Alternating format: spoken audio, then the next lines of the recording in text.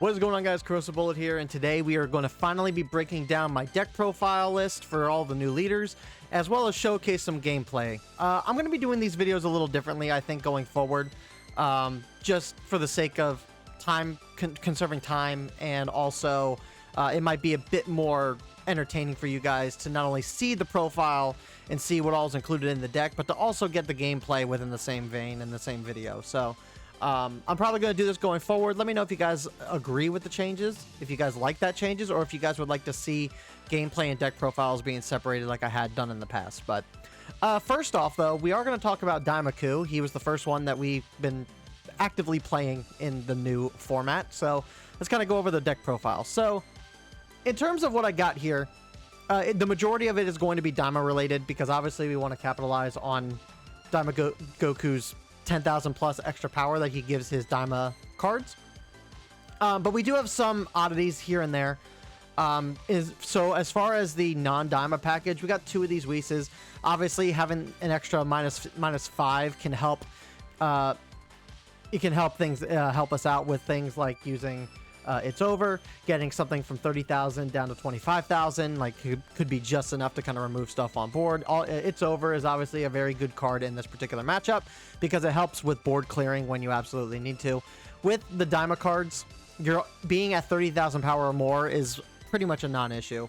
You're always going to have cards on your board that is 30,000 power or more because of his leader ability. In terms of other Daima stuff, we do have Margarita. Margarita is still a fantastic card to this day. Just being able to buff something up by 10,000 for the turn. Playing this on Glorio is crazy because it takes the 25k to a 35k with the leader ability, and then a 45k with just this. So you're getting two 45k swings for 5 energy. Is just insane. And it pushes your opponent to have to combo more than just a super combo and something else. Like, they have to give you like at least 3 cards in order to be able to get out of that, unless they want to double super. Then we got two of these guys. We have this guy in for Self-Awakening, but then obviously sometimes, depending on the matchup, there is a card that gets played on turn 3 that we kind of want to just remove on the spot, just for continual board removal. That's just easier. We're only running 2 though, because this guy is a 0 combo card in hand, and he does kind of hurt our hand later in the game. So he's just kind of here for the early game play and removal, not really meant to be played anywhere further than that. And then obviously we got Secret Rare. Secret Rare is obviously just really good. Just a free negate from damage while also controlling the board massively by minusing 20,000 to everything. It's just really good. Now, in terms of the Daima package, we'll try and get into this real quick. I won't be pressed on pushing this too much further. We want to get into the gameplay. But we got 3 of these Shins. The Shin's pretty good. He's really only used for the 10k combo and for an emergency -10. If we need to do like It's Over, obviously playing this guy, removing this guy, minusing 10 to something on board that we can't necessarily remove outright. Sometimes it just comes in handy. We got 4 of the Nevas and 4 of the Goten Minis, obviously for searching capability. The majority of the deck, there's only like 10 or 11 non-Daima cards in this particular deck, so Neva pretty much finds everything else. And obviously he doesn't find super combos, which is unfortunate, but I think if he did, it'd probably be a little strong. 4 of these guys, because obviously on the off, he's a 10k combo, but depending on how our opponent plays into us, if we're at 6 life and he doesn't want to push us further than that, we can maybe play this guy back to back and have a 20k off leader, a 30k, and then a 40k swing going into turn 3 or 4. Maybe not even turn 4, because we want Glorio on turn 4. But 2 Minotaurs. Minotaurs are important because obviously it's -10k power to something if we absolutely need to, and we can boost him up when we have to with the leader skill. He's also a 10k combo, so he's just there for emergency purposes. 2 Tamagamis. I really underrated this guy when he was initially revealed. I didn't think he was going to be all that impactful, but against certain matchups, this guy does come in handy. Like, yellow can't just Final Explosion this guy off board. They can't just remove. Most decks can't just battle this guy, and they have to commit swings into this guy to remove him off board if they can't do a standard board clear. Blue is obviously probably the worst card for this. Blue it's the worst archetype for this card, for obvious reasons. But I run 2 just because having a more 5k combo than 10k. I'd rather have 10k combo personally. Then Pansy. Pansy is a really decent floodgate. Outside of blue and maybe a little bit of green, this card is actually like really good. It prevents your opponent from having to swing into her, knowing full well that you're gonna have to draw 2 cards if they do KO her. More times than not, I've had this card get attacked into, and it's more or less been the thing that's kind of kept me going in the game. So Pansy is just a fantastic card. Obviously, in the blue matchup, we charge her because we're not going to get much use out of her otherwise. But that's really this or that. And then three new adventures. We got Vegeta's here for minusing potential 2, and then we got Glorio, because Glorio is just the crux of this deck, just making him a 35k swinger, which demands and he minuses the leader by 5, which demands your opponent to give you 25,000 power in combo power just to get out of the swing. So more times than not, this card alone is going to be the thing that kind of pushes your opponent to like take life. But that's neither here nor there. But that's the deck list. Let's get into some games. All right, so this first match, we weirdly enough got introduced to a Broly, of all things. Apparently, according to what people on stream were telling me, like Broly has been utilizing a lot of the new like stuff from past sets 4 and 5. This particular version of the Broly deck was an interesting one because they were kind of running more mid-rangey stuff. They had a copy of the new Double Strike Goku from set 5, but they basically used the Vegeta field card to like facilitate, I guess, the leader ability of Broly, just replacing your energy and keeping your energy on high, which makes sense, obviously. However, in this particular matchup, I wasn't necessarily trying to really push for his life. I wasn't trying to really go for his life at all, because I didn't want him to get that 30k swing on me too soon.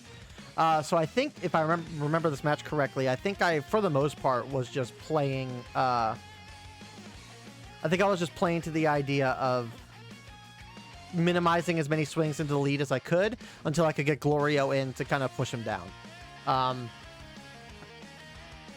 Yeah, because I basically played Goku here and then passed. Yeah.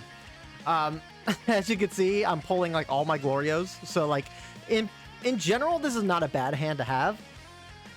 But we do have to be a little cautious because obviously, as you saw from the initial opening of the video, we have a lot of 0 combos in the deck. So it's one of those things where we do just kind of have to pay attention to what it is that we're actually like doing and accomplishing. He plays Krillin. Krillin is definitely annoying in this particular matchup because we don't want to kill him. We don't necessarily want to kill him without ramping him, right? So Krillin is a card that I think we pretty much ignored for the majority of the thing. I had no good turn 2 here, so I think we played this, got the Goku up, self-awakened. We got 3 30k Gokus on board, which is pretty crazy. Pansy was something we probably could have used a little sooner, but it just kind of is what it is. That's kind of how it fell into place. So, I mean, at this point, I debated, like, do I just go into lead? And I was like, yeah, I might as well. Like, I got 30k. I got 3 30k swings on him. He's going to have to give me some cards. One of these is going to be a 40k swing. So, this particular matchup isn't necessarily great in the sense that, like, he goes to 25 when he awakens. So, it really only is, for the most part, 1 card that he's giving us to defend, but he is just going down to 2 in this particular matchup, which is interesting. It's an interesting choice.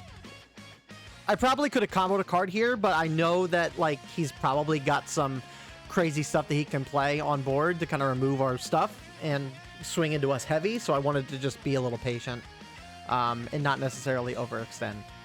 So he went to 2 so he could play this Gohan. This Gohan's really good in a lot of green decks. Albeit it's a little specific because you have to be at 2 energy.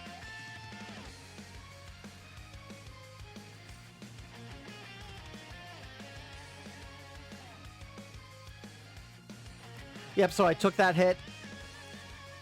Realistically, I probably should have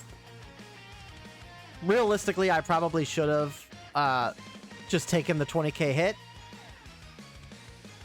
Or, like, protected the 20k hit and then taken the lead swing. So that was a misplay that I definitely had in that particular turn.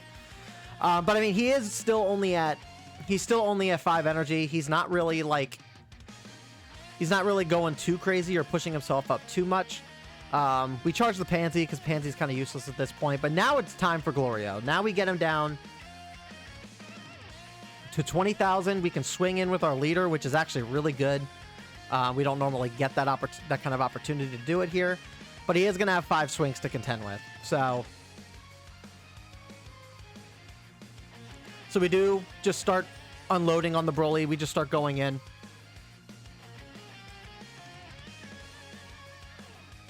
And he does Gigantic Meteor, which to his favor, it does get him to where he needs to be. Now we just start swinging like crazy. The problem with Broly is that, like, when we start building up our board like this, it does become a little harder for him to control. And unless he starts playing like his cells or Brolys to kind of facilitate the board clearing, it does become pretty hard. A Warm Greeting does exist, but I don't think he was necessarily running that in this particular matchup, in this build that he has. So I tried to go in for the Gohan just to kind of minimize on the swings a little bit. He was clearly defending everything from life, and I didn't want him to necessarily just take another card. So I went after the Gohan to either get another swinger off the board or to, you know, kind of let him do his thing. So... And so we defend. I didn't want to get double striked, so we have to defend everything that we got. He was running the Great Ape double strike. So I knew that whatever he went in with Broly, like, I needed to protect Broly as best I could. So...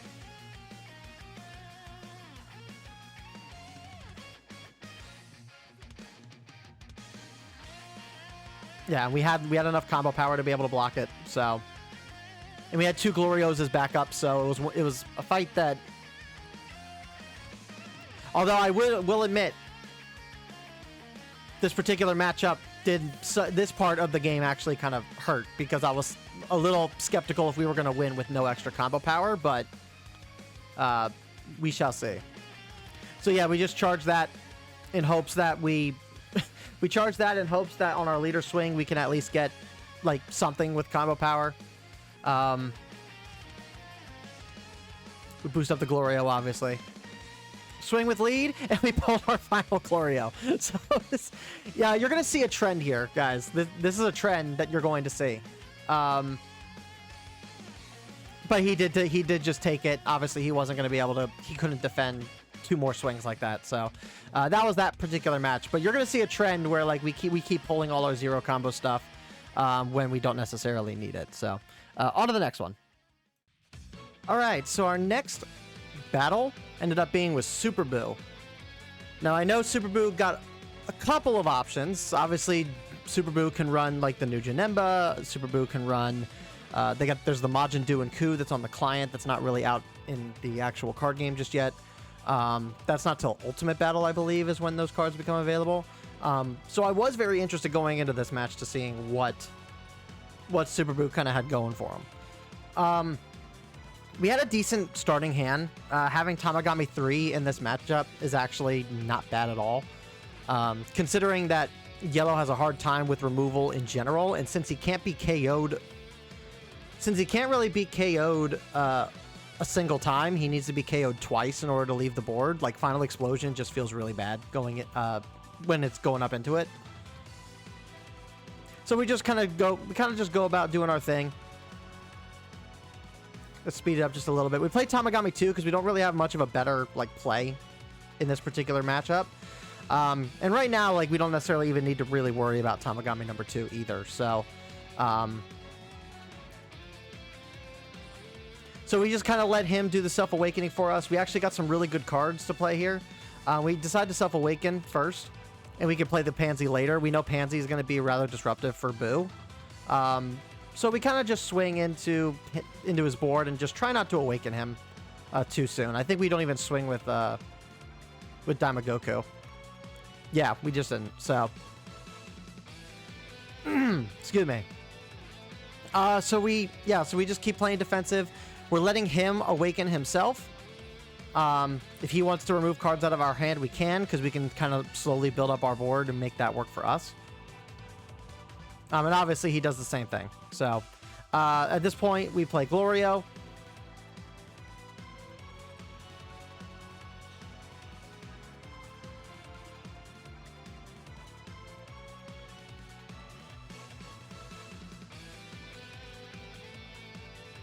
All right, he's going to have to give us a lot of cards here if he wants to defend this. He decides to take that one. And he just keeps taking it, keep taking it. So here's where Boo can kind of like get a little scary, because obviously he's got 15 cards in hand, which is a lot. But for us, this is the moment where we do have to kind of start like being aware that, yeah, he can just play out his board and keep playing cards that make us discard cards from hand. So, all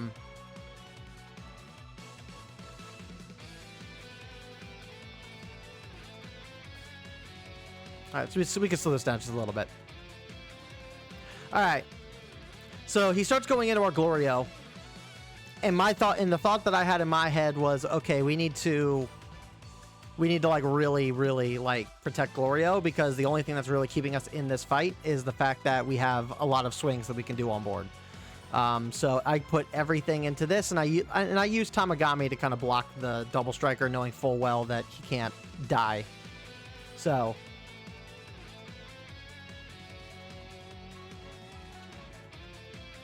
all right, so that particularly sucked, but it just kind of is what it is.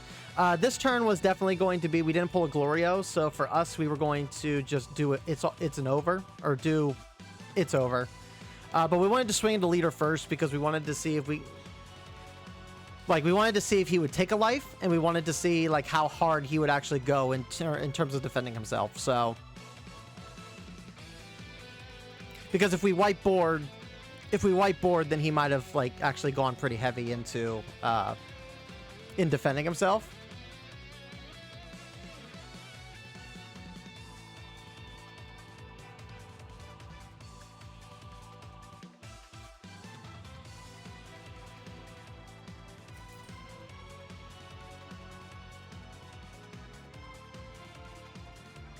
Yeah, and here I just continued to, I just figured keep going into life.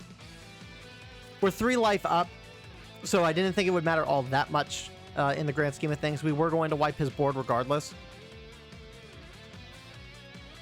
So now if he wants to...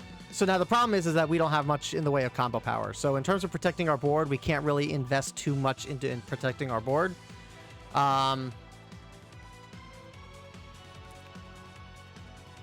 In reality, I probably didn't really need to combo here. I probably could have just kept... I could have just taken the life. But I knew that this was the play that was kind of coming too, so it was a little hard for me to make that decision.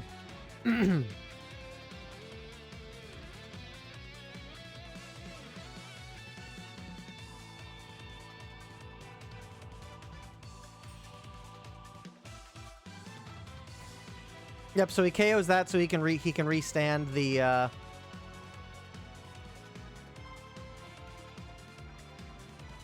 Yep, so we decided to block that. And we could block with the super combo here if we wanted to. We had to. We had to protect our board as best we could. And we also did that too because we knew he'd have to give a card out of hand just to take this out. So we were really reliant and hoping that we were going to get a second Glorio here.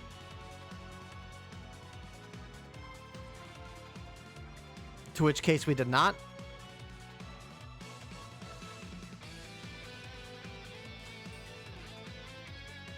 So we just kept pushing, we kept pushing.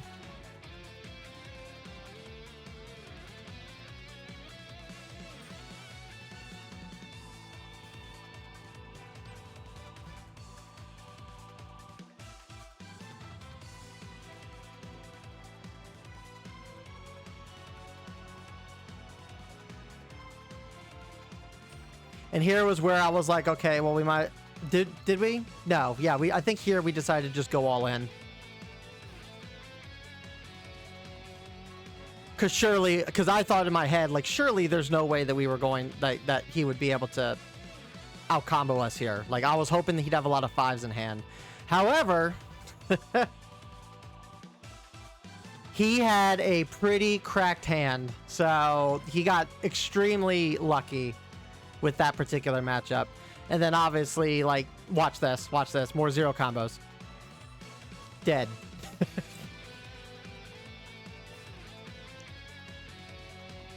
And he does this. A 10k, but which doesn't help us at all. But then we drew our second Glorio. So we were missing our like half of our Glorios in that particular fight, which was just unfortunate. But we can't win them all. It was a very close match. It probably could have been ours if we played it a little safer with the combo power. Like if we took that hit instead of comboing, we might have had it. But that's neither here nor there. Yellow plays wide pretty hard too. So like Daima Goku, while he does generally have the better matchup into yellow, it's not always a guarantee for him. So. But let's go into the next one. Alright, this next match actually took us by surprise quite a bit. We got Goku Black, so I was actually very excited to do this matchup because I wanted to see what Goku Black kind of had to offer with the new support that he got. We kept this hand, mainly because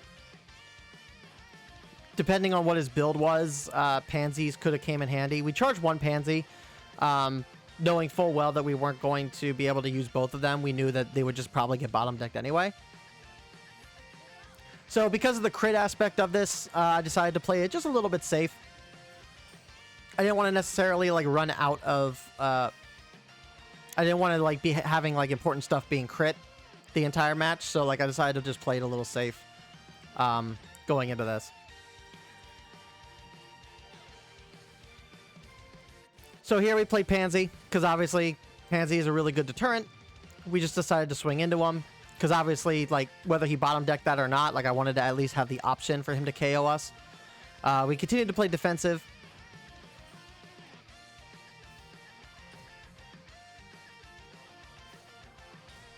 And obviously he's, like, just building up his board, setting his board up and everything. So we played the 3-cost Goku.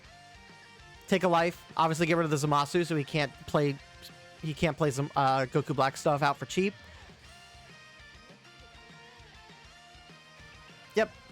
And then we just kind of left him at 5 because we didn't want to get him awakened. Like if he wants to do his like thing so badly, we'll let him do it.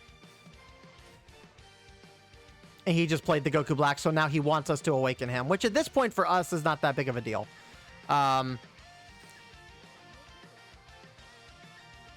So he takes that. We obviously want to fake him out. We still don't have Glorio, so I figured the best thing for us to do would be not to awaken. Let's just play control and make sure that we keep the Zamasus off the board. He'll still have to give us cards. We're unawakened still, so we don't need to be as defensive at this point.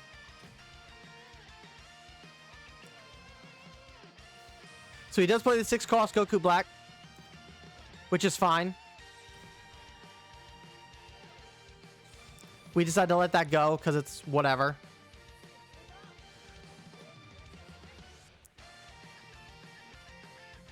And then obviously we want to try and stay unawakened. We don't necessarily need to be awakened in this particular fight. So I wanted to do back-to-back Goku minis. We got our Glorio going into the next turn. So now this is where things start getting pretty interesting for the most part. So we start going into face. Because we wanted to try and thin his hand out as best as we possibly can. He decides to take that, and rather than building up his hand again, we decide to swing into his board to have him commit cards to protect his board.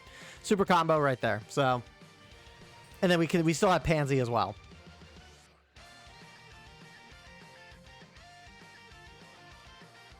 But we decided to swing in face. So he had to give us 2 cards here to protect that, so perfectly fine with that. Now, I could have swung at the Goku Black again, but I don't think he would have... I don't know if he would have necessarily committed the resources to protecting the Goku Black, so that's why I swung for face. Now he's at 5 cards. We're at 6 cards in hand. He gets rid of our combo power, which kind of sucks, but... This is what kind of surprised me here. He played the Vegito package. And it was actually really funny, because on stream, I thought he... on stream, I didn't see this particular move happen. So he discarded... Because I was looking at the discard pile, and I didn't see him in the discard pile at all. But while I was looking at the discard pile, he discarded it, like, off screen. So I didn't see that he, like, moved that from his hand.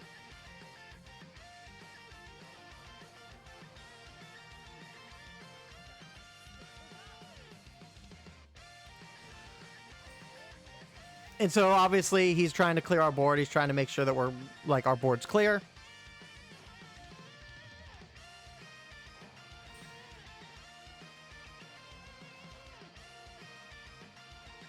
And we just commit everything, because there's no reason not to. We want to try and keep the 40k on board, or the 30k on board, for some added pressure. Plus, we can do Glorio into Pansy or whatever next turn, but we didn't do that. This turn, I decided, let's play it a little safe. We can clear off 2 of the cards on his board. He doesn't have that many cards in hand. And obviously getting rid of the double swinger is going to be more of an issue than not, so we decided to swing into him.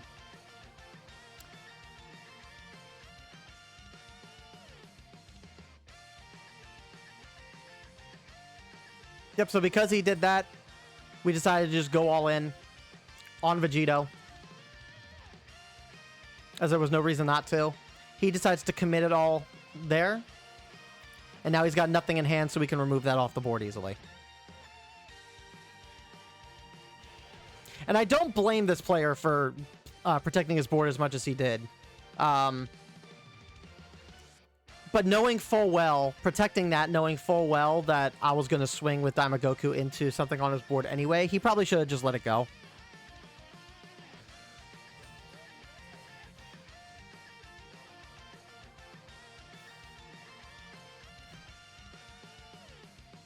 And he whiffed there, which hurt him quite a bit.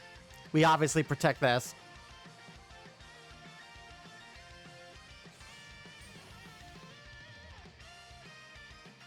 And then that was pretty much, you know, endgame. We play our Glorio, we minus him down by 5.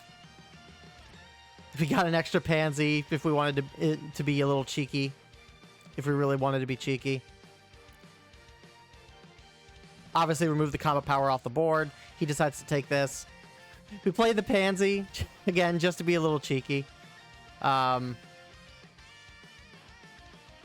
he obviously blocks it. So, which is fair. So then we just end it right there. But it was a really cool deck, really fun to play against. Was definitely not what I expected from this particular matchup, to see the Vegito, the 4-cost Vegito into the 6-cost Vegito. But yeah, he basically went a little too hard in protecting his board when he probably should have kept some of the cards that he had in hand. Especially since he was able to bring our board down considerably. But thing being is that Glorio exists, so Glorio doesn't care about what's on your board. He's just going to smack you in the face. So let's go into our last match. All right, so our final match of the day was obviously droids. I still hate droids to this day. The 4-cost ramp droids, being able to just come out for 1 and being able to play those back to back has always been a play that I absolutely despise, and it's the main reason why droids, in my opinion, is still probably the best green deck to play, just because of how accessible it is, how generic the leader is, and how you can pretty much build that deck any particular way you want. And more times than not, it's going to work out in your favor. So obviously we decided to play a little more on the, as well as into the control aspect as we possibly can early on here. We obviously got Pansies, and Pansies is a great into green because the only way they can get rid of it is by ramping it or KOing it. So, you never know when something's going to get ramped. And obviously they're taking it, but we're going to throw a Pansy in as a little bit of a deterrent.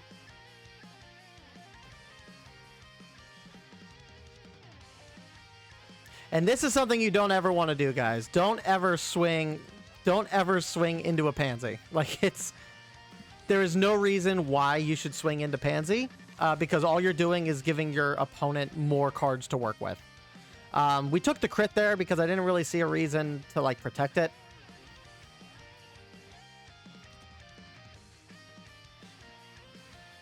Because what was it that he even crit? He crit one of these guys, which we wouldn't really have been able to play anyway. So, but yeah, we pretty much just ignore. we pretty much play control. We get rid of the Krillin, ignored him the entire time. Bump Vegeta up to 30, push this guy down to 4, because there's no reason not to. We have a Glorio in hand, so we clearly know what our next turn is going to be.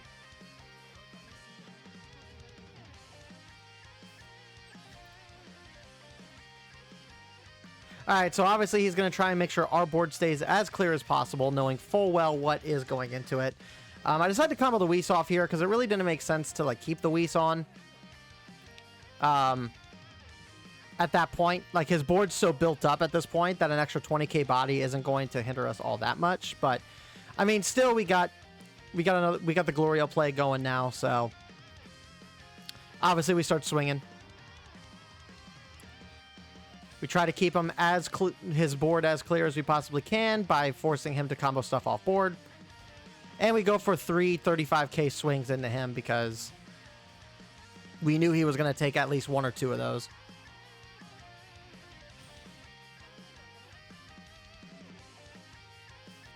And this is where it starts getting a little scary for us because obviously he can just do these back-to-back plays. He swings into us. We end up blocking it. And now he decides to switch focus and he starts going into our board. So obviously we kind of let it go. He's just going for the draw at this point. We obviously want to protect the Glorio because 2 extra swings is going to be very detrimental to him, especially if we can find our second Glorio. Unfortunately, though, we did not. We started doing a little bit to try to clear his board. Obviously, we never came across another Glorio, so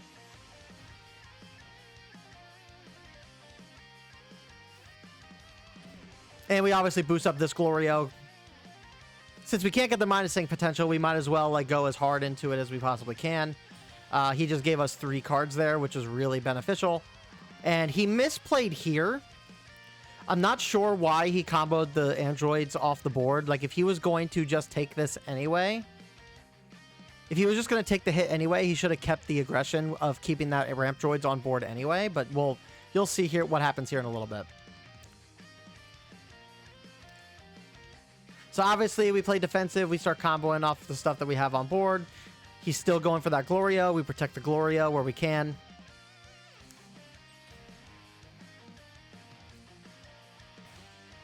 He went to 2. So, yeah. So, like, he went to 2. Or he took the 1 hit to go down to 1 so he could use full power. And obviously he cleared our board. But it was still, like, semi-questionable as to why he would do that. Because he also took another pansy from us too. So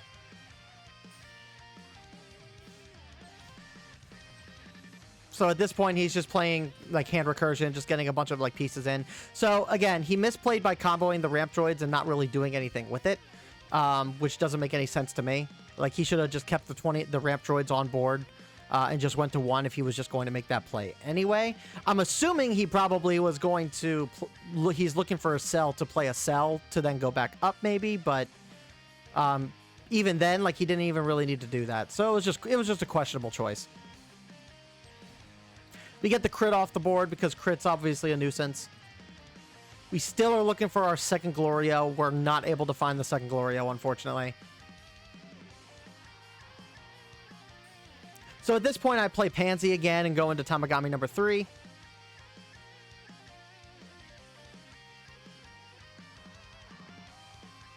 Because the Tamagami number 3 Again, green doesn't have a really good out for this. Like, they either ramp him or they have to KO him twice. So, now is when the cell gets played.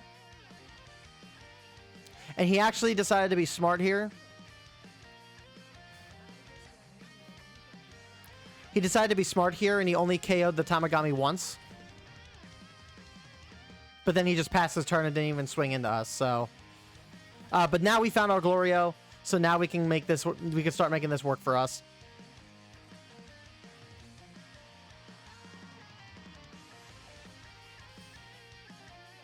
And I was gonna be a little cheeky here, if he was able to defend both of these swings. If he was going to defend both of these swings, I was probably going to swing with Tamagami, but he clearly just did not have the hand capacity to be able to stop him. So, as much as I hate droids and I hate playing into droids, Daima Goku actually does a decent job of like playing into them. It really forces droids to kind of like stand back and kind of rethink about how they want to go into Daima Goku instead of just going for life. So, definitely was an interesting game. I think he could have played that a little bit better, but obviously we came out on top in the end. But anyway, guys, that's going to do it for this deck profile and gameplay footage. Let me know what you guys think about Daima Goku down below. I think he's pretty solid. I wouldn't say that he's definitely like the best of the new leaders. I'd say he's probably middle of the road in terms of the new leaders. Like, obviously, Janemba, I think, is going to be really strong. I think Gogeta is like probably, if he's not the best black deck, like he's generic enough where he can like be oppressive. Namek Goku, after messing around with people at my locals who play Namek Goku is a lot better than I gave him credit for. But I don't know where I would necessarily place him in terms of the new leaders. And Vegito is... He's strong. Vegito has some stuff working for him, but you have to have a lot working for you to make him like come out on top, I think. So, but Daima Goku, really strong. I really like it. Let me know what you guys think of the deck profile here. If there's anything that you guys would change. Suggestions are always interesting. I like to see what you guys actually work with when you guys build your decks. So let me know what you guys think down in the comments below. Like and subscribe if you enjoyed the video, and I will see you guys all in the next one. Peace.